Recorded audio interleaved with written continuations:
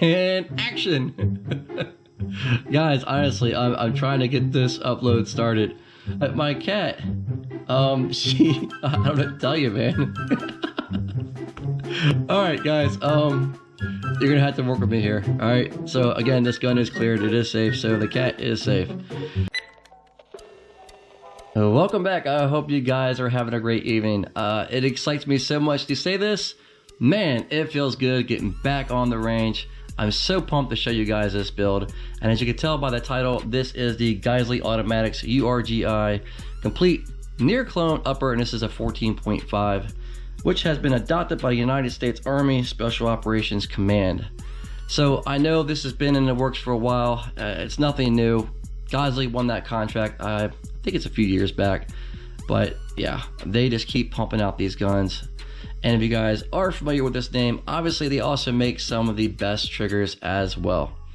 I also want to give a special thanks as always to J&K Associates. And for disclosure, everything I have on my channel I purchased myself. There is no kickbacks, but I do work very closely with them. I'm going to give you guys my first impressions of this. I want to show you my complete build, what I added to this upper assembly and why I added it. We're also going to have some range footage. We're going to be shooting right around 100 yards all the way out to about 200, and we're going to stretch it out to 500 yards for a very brief period of time. We're also using a suppressor on this, and we will go over that as we go over the complete build. So guys, if you like this content, do me a huge favor, click that like, share, subscribe. It definitely means a lot, and that notification bell so you guys will get some of my latest uploads when YouTube shares its algorithm as my posts come out. Working our way to the rear, the first thing you're going to notice is a Ranger band. If you go on Amazon, type in Ranger band, you will find these. I highly recommend these. The military has been using these for a very long time. If you're operating some type of vehicles, whether you are a civilian, law enforcement, or military, and you need to get in and out as fast as possible to engage should you have to, this could be the difference between life or death. The last thing you want to do is have your sling get caught up in your vehicle while you're trying to transition into a situation. So I cannot recommend these enough. As we move along with this review, I'll show you other places on the firearm that I'm using these as well. So this is going to be a T-Rex arm 2-point sling. Everybody has their preference of what they like. In this situation, I like to have a 2-point. Should I need to swing the firearm to the left side of my body, if I need to climb over walls, whatever the situation may be, this is a lot easier. Not to mention, if you have a single point and this suppressor is hot, you will probably be hitting yourself in where you don't want to be hit. I can tell you that. It sucks. So yeah, everybody has their preference of what they like. Moving back to the buttstock, I chose a Magpul MOE, and this is their SLK. It's more of a slimline version, but it's got a very good cheek well. And again, here is the Ranger band. I chose this stock also because I don't want the band hitting this here at all. So there's other stocks where right here, your release method is here and the band starts hitting it. So in this case, it will not do that. I also like to have my sling attached in the back. I don't like using any kind of quick detachments. I like applying the sling directly to the buttstock.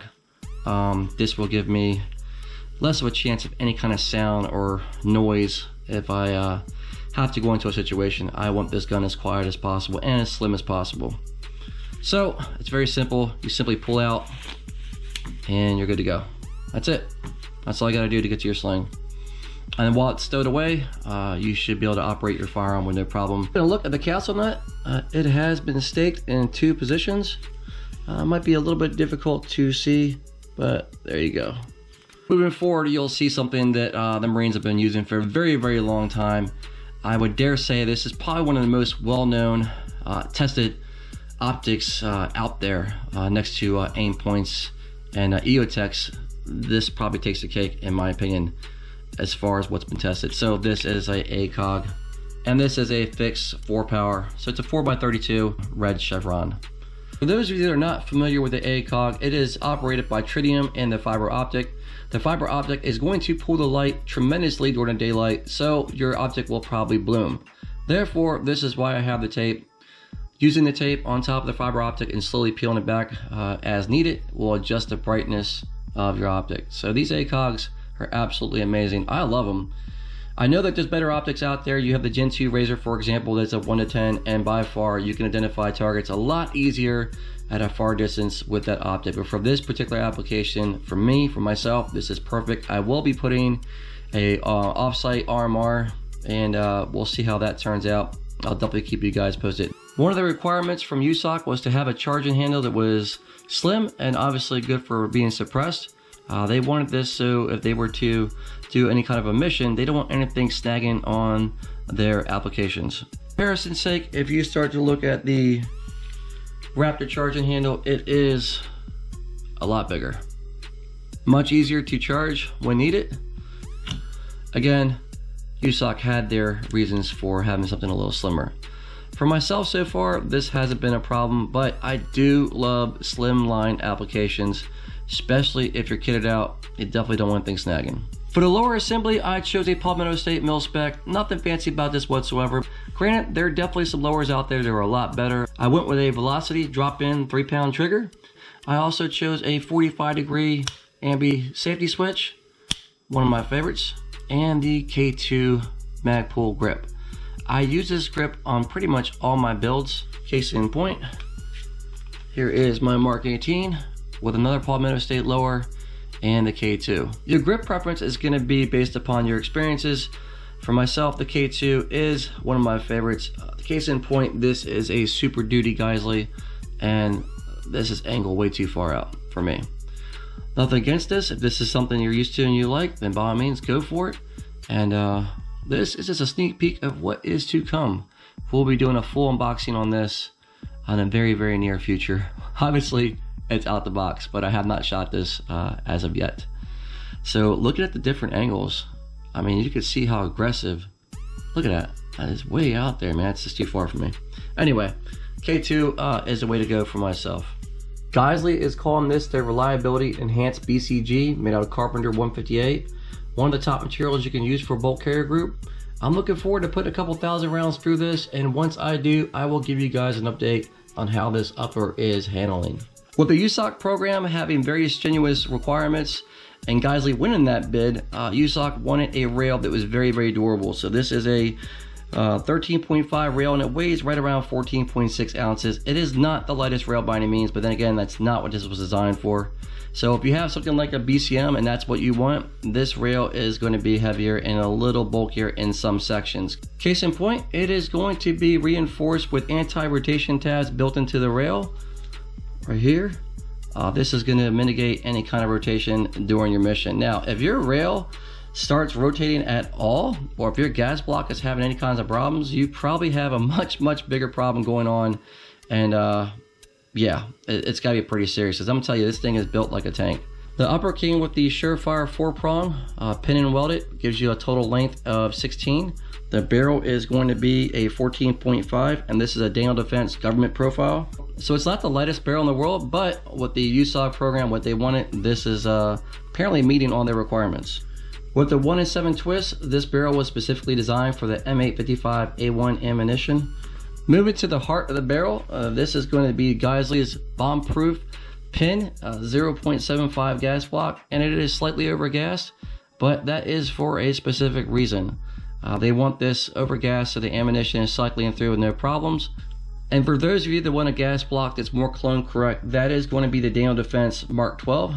So that is not what is in this barrel. Working our way forward, I chose the SOCOM 556 RC2 suppressor. This has been used by the Marines and other branches of the military for a very long time. And that is one thing I believe in. When you have something that's been tried and true and tested for many years, honestly, how can you go wrong? It has a quick detach. And it comes off pretty easy. We will have a full review on this on a later upload, but we are going to see how this firearm shoots with and without the suppressor.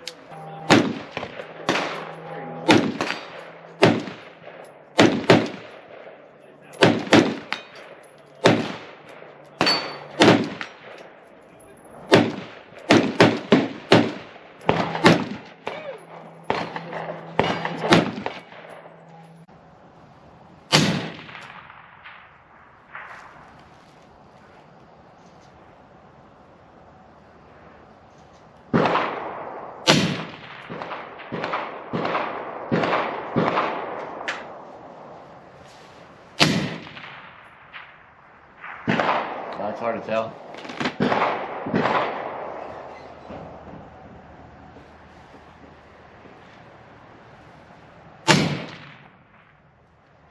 I was shooting 100 yards. So much easier.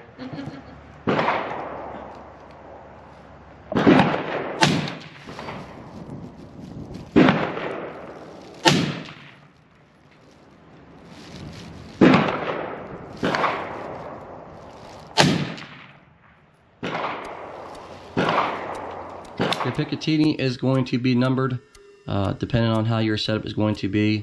Your attachments, when you take them off and on, you can identify where they're at. Now this is going to be personal preference and obviously going to depend on what your application is set up for. Again, civilian, law enforcement, military, but for me, this particular setup, it's pretty simple. I don't run nods. That's not something that I choose to do at this particular point in time. So I use Ranger bands wherever necessary. This is holding the wire for the Surefire pressure switch. I have a Ranger band in the front and back of the pressure switch as well. I don't want this moving whatsoever. And I have my grip with a reverse angle set up where I can hit right around the 42 number. And for myself, this is perfect.